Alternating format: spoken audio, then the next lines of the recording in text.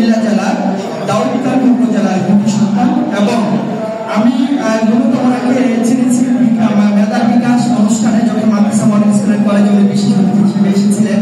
ওনার আলোচনা শুনেছি, হয়তো সরাসরি কথা হয়নি, আজকে ওনার সাথে আলিঙ্গন হওয়ার একটা শুভ সময় হয়েছে। তো আমি এই বিশিষ্ট লেখক এবং আসলে সত্যিকার অর্থে উনি সম্পর্কিত বটে এবং সমাজকর্মী। ওনার প্রতিটা লেখা এবং প্রতিটা বক্তব্যে একই কথা যে যারা সৃষ্টিশীল তাদেরকে এগিয়ে নিয়ে আসতে হবে। আজকে আমি বলবো আজকের এই প্রধান মেহমানকে গঠনমূলক বক্তব্য এবং মুক্তবাক সাহিত্য পরিষদকে এগিয়ে নিয়ে যাওয়ার জন্য যত সুচিন্তিত মনোভাব আছে প্রকাশ করার জন্য ধন্যবাদ।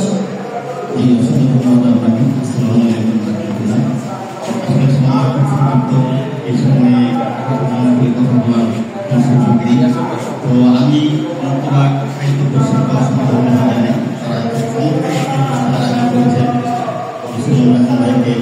ধন্যবাদ, অসংখ্য ধন্যবাদ জানাই। আজকে বিশেষ অতিথি যারা আছেন সামনে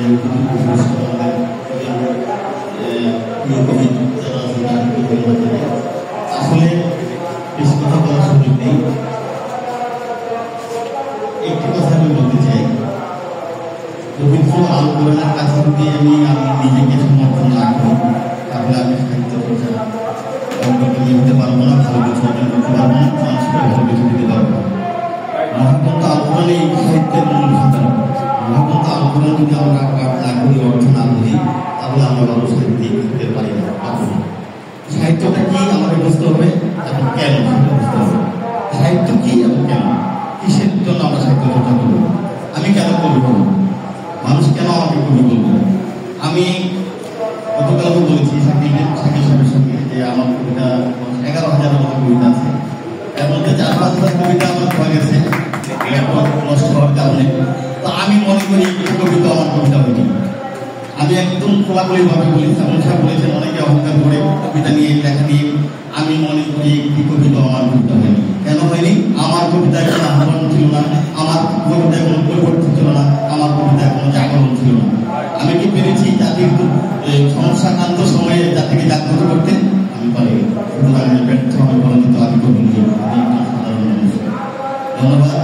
আমি আরেকটি কথা বলতে চাই, দেখেন আমি এক সময় আপনার হয়তো অনেকে জেনে থাকবেন, প্রতিদিন 10 থেকে 12টা পত্রিকা পড়তাম, বোঝা করে বাছাই নিতাম, পত্রিকা পড়তাম। আমার ওয়াইফ অনেক গালাগালি করত।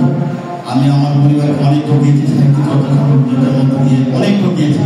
যদি আমি সাহিত্য চর্চা কিংবা সংগঠন চর্চা না করতাম তাহলে বেশি কম করে হলো 2 কোটি টাকার মালিক বেশি থাকতাম। এই 2 কোটি টাকার অংশীদারি করতাম আমার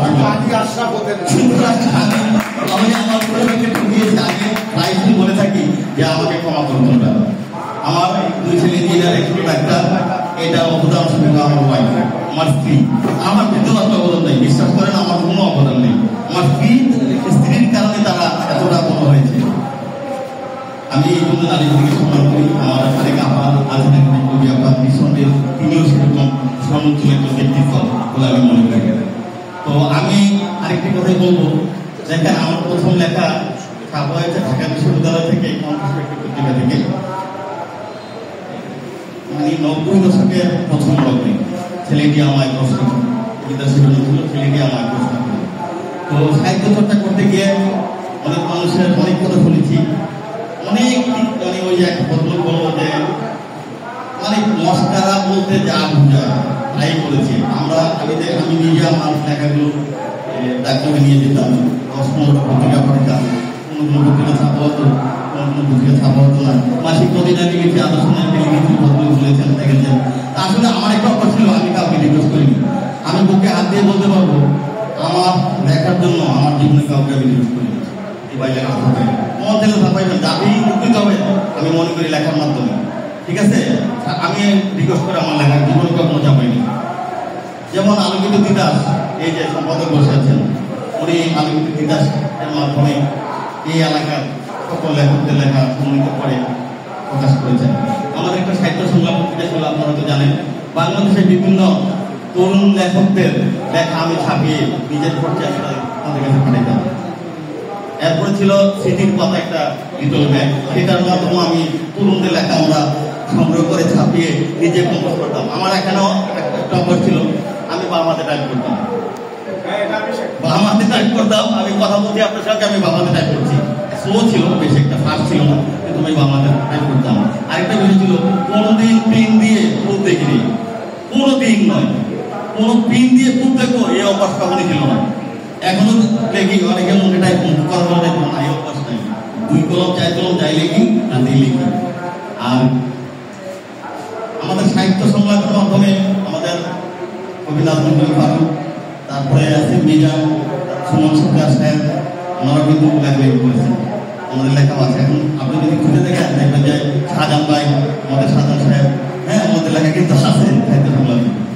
তো সর্বশেষ যে কথাটা বলতে চাই, সময় কম, আপনি নিজেকে যদি সাহিত্যিক হিসেবে কিংবা কবি হিসেবে বলতে চান, আমি তো বলেছি 11,000 লেখা আছে, একটা কবিতা হয়নি, একটা হয়নি।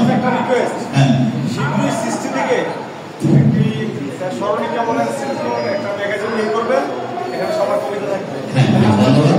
তো আমি এটাই বলতে চাই যে আমরা যদি কোরআনের কাছে নিজেদেরকে আত্মসমর্পণ না করি, কোরআন অধ্যয়ন না করি, তাহলে আমরা কোন জায়গায় বসতে পারবো না।